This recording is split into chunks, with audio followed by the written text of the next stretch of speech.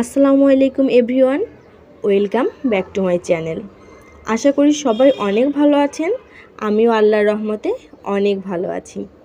চলে আসলাম বরাবরের মতো আজকেও একটা ভিডিও নিয়ে। আমি আশা করি আজকের ভিডিওটি আপনাদের কাছে অনেক ভালো লাগবে। আমার আজকের আয়োজন হচ্ছে মজাদার পুডিং। তবে এই পুডিং রেসিপিটি আমি আপনাদের সাথে ডিটেলস এবং কিছু টিপস সহকারে শেয়ার করব ইনশাল্লাহ।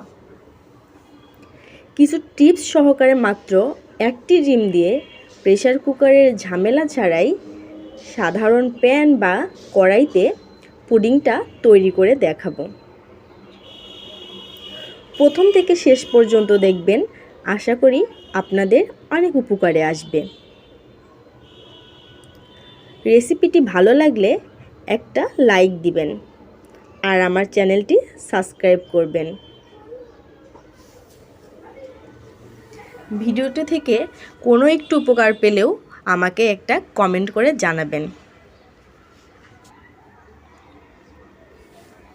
আমার এই রেসিপিটি যদি ফলো করে এই মজাদার পুডিং বানান, তাহলে কিন্তু গ্রামে যারা আছেন, গ্রামে আপু ভাবিরা, তারাও কিন্তু মাটির চুলাতেই পুডিংটা বানাতে পারবেন। মেস বা হোস্টেলের আপুরাও বানাতে পারবেন। এই জন্য আমি একটা পাত্রে 1 লিটার দুধ নিয়েছি, খাঁটি গরুর দুধ নিয়েছি। আপনারা যে কোনো ধরনের দুধ নিতে পারেন। এটা জাল করে একটু কমিয়ে নিতে হবে। আমি 3 পোয়ার মতো করে নিয়েছি, বা হাফ কেজির মতো করে নিতে পারবেন। জাল দিয়ে একটু কমিয়ে নিতে হবে। যে কোনো গুঁড়ো দুধ বা এমনি গরুর দুধ, যে কোনো দুধ নেওয়া যাবে। দর্শক বন্ধুরা, আমি পুডিংটা বানানোর জন্য এই ছোট্ট একটা স্টিলের বাটি নিয়েছি। আর এখানে দেখুন দর্শক বন্ধুরা, চিনি নিয়েছি। চিনিটা আপনারা কীরকম মিষ্টি খাবেন সেই পরিমাপ করে নেবেন। আর আমি আজকের পুডিংটা মাত্র মাত্র ডিম বানিয়ে দেখাবো একদম পারফেক্টভাবে। আর এখানে আমি একটা বিস্কিট নিয়েছি। এই বিস্কিটটা আপনারা যে কোনো ফ্লেভারেরই নিতে পারেন, আমি এটাই নিয়েছি। আর এখানে আমি দুধটা জাল করে ঢেলে নিয়েছি একটা পাত্রে। দুধটা একটু ঠান্ডা করার জন্য রেখে দিবেন দর্শক বন্ধুরা। দুধটা ঠান্ডা হয়ে আসলে তারপর আমি এর মধ্যে চিনি দিয়ে নেব। অনেকেই ডিমের মধ্যে চিনি দেয়, ওটা আমার খুব একটা ভালো লাগে না। আমি দুধের মধ্যে চিনি দিয়ে চিনিটা গুলিয়ে নিব, তাহলে এটা বেশি সহজ হয়। একদম সহজভাবে চিনিটা আপনারা আপনাদের প্রয়োজন মতো অনুসারে, মিষ্টি অনুসারে দিবেন।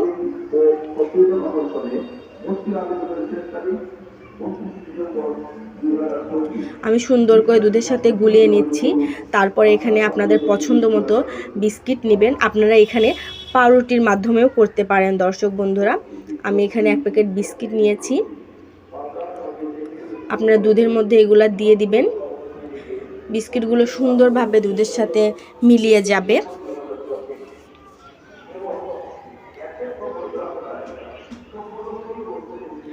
দেখুন একদম মিলে যাচ্ছে। কিন্তু দর্শক বন্ধুরা, এই যেটা বানানো হয়েছে এটা একদমই পাতলা লাগছে। এজন্য আমরা আরেকটা বিস্কিট ব্যবহার করব। এখানে এটা অরেঞ্জের বিস্কিট। দুইটা 2 রকম বিস্কিট হয়েছে, কোনো সমস্যা নেই। দুইটা 2 ফ্লেভারের, ওইটা আনারসের আর এটা অরেঞ্জের। দুধটা পাতলা আছে, এজন্য আমরা এই অরেঞ্জের বিস্কিটটাও মিলিয়ে নিব। অনেকে অনেকভাবেই বানায় দর্শক বন্ধুরা পুডিং, কিন্তু আমি যেভাবে বানাই সেভাবে আপনাদের সাথে শেয়ার করব। একদম সহজ উপায়ে এবং অসাধারণ মজাদার, একদম সফট পুডিং, ক্যারামেল পুডিং। তো আমার আজকের পুডিং বানাতে 2 প্যাকেট বিস্কিট লাগছে। আর আমি ডিমটা একটা পাত্রে ফাটিয়ে নিব।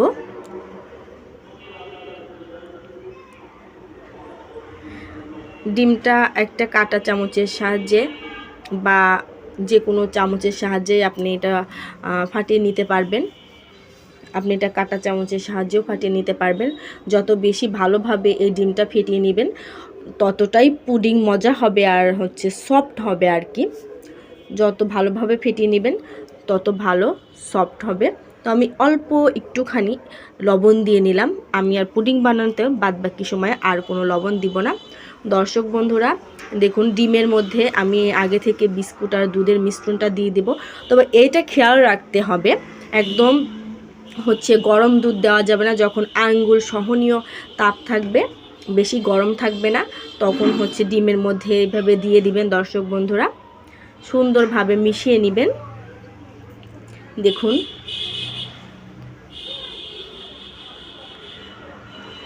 তারপরে আমি ক্যারামেল বানানোর জন্য আমি কিন্তু পুডিংটা গ্যাসের চুলাতেই বানাবো। তো ক্যারামেল বানানোর জন্য একটা আমি কড়াই নিয়ে নিয়েছি। তারপরে এর মধ্যে চিনি দিয়ে নেব।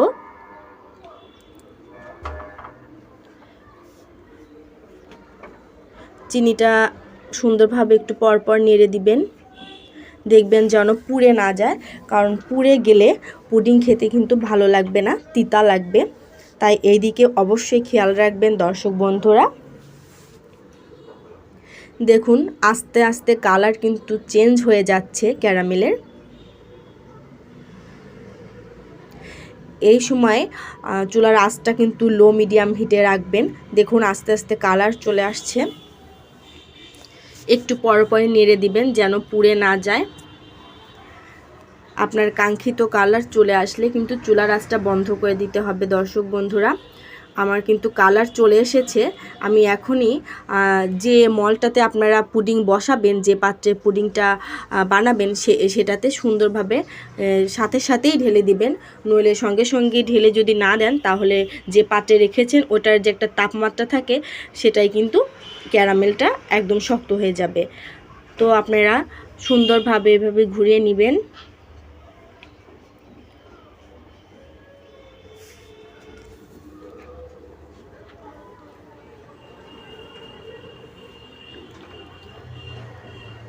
ক্যারামেলটা কিন্তু পুডিং বানানোর জন্য সবচেয়ে জরুরি, কারণ ক্যারামেল যদি ভালো না হয় তাহলে কিন্তু পুডিং খেতে ভালো লাগবে না, আর দেখতেও কিন্তু ভালো লাগবে না দর্শক বন্ধুরা। দেখুন ক্যারামেলটা যখন একটুখানি ঠান্ডা হয়ে আসবে, তখনই হচ্ছে মিশ্রণটা দিয়ে দিবেন। তবে একদম বেশি দেরি করবেন না, সর্বোচ্চ 1 থেকে 2 মিনিট লাগবে ঠান্ডা হতে। তারপরে আমি গ্যাসের চুলাতে একটা পাত্র নিয়ে নিলাম। নেওয়ার পরে সেখানে পানি দিয়ে নেব, অল্প পানি দিব। তারপরে একটা নরম কাপড় দিয়ে নিচ্ছি। এখানে অনেকে টিস্যু ব্যবহার করতে পারেন দর্শক বন্ধুরা। এই কাপড়ের উপরে আমি হচ্ছে এই পাত্রটা বসিয়ে দিব। খেয়াল রাখবেন পানি যেন অনেক বেশি দেওয়া না হয়, হচ্ছে বাটিটার হচ্ছে মাঝামাঝি দিবেন, না হলে পানি কিন্তু ভিতরে চলে আসবে। তারপরে ঢেকে দিলাম দর্শক বন্ধুরা। 45 মিনিটের জন্য রেখে দিব। 45 মিনিট পরে চলে আসলাম, না 40 মিনিট পর আমি এসেছি। 45 মিনিটের জন্য রাখতে হবে দর্শক বন্ধুরা। আমি 40 মিনিট পরে একবার আসলাম।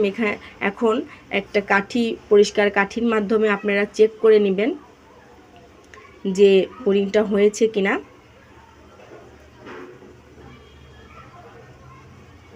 আমি চেক করে দেখেছি দর্শক বন্ধুরা, হয়নি, কিন্তু আরও 5 মিনিট পরে আবার আসলাম। দেখুন দর্শক বন্ধুরা, যখন কাঠিটা এরকম শুকনো শুকনো হয়ে যাবে, তখন বুঝে নেবেন আপনাদের হয়ে গেছে। আমার টোটাল সময় লেগেছে 45 মিনিট। অনেকেই বলে 10-20 মিনিটে হয়, আমি জানি না। আমি যতবারই বানিয়েছি আমার 45 মিনিটের মতো সময় লাগে দর্শক বন্ধুরা। দেখুন আমি নামিয়ে নিয়েছি। এখন এটা ঠান্ডা হতে দিতে হবে দর্শক বন্ধুরা। আপনারা চাইলে ফ্রিজেও রাখতে পারেন 2 ঘন্টার জন্য, মানে পুডিংটা। দর্শক বন্ধুরা, আমি 2 ঘন্টা পরে পুডিংটা চারিদিকে একটু চাকুর সাহায্যে এড়িয়ে নিলাম। তারপরে বাটিটার উপরে একটা প্লেট দিয়ে নিলাম। তারপরে বাটিটার উপরে একটু হাত দিয়ে ট্যাপ করে নেবেন, তাহলে পুডিংটা ছড়িয়ে আসবে।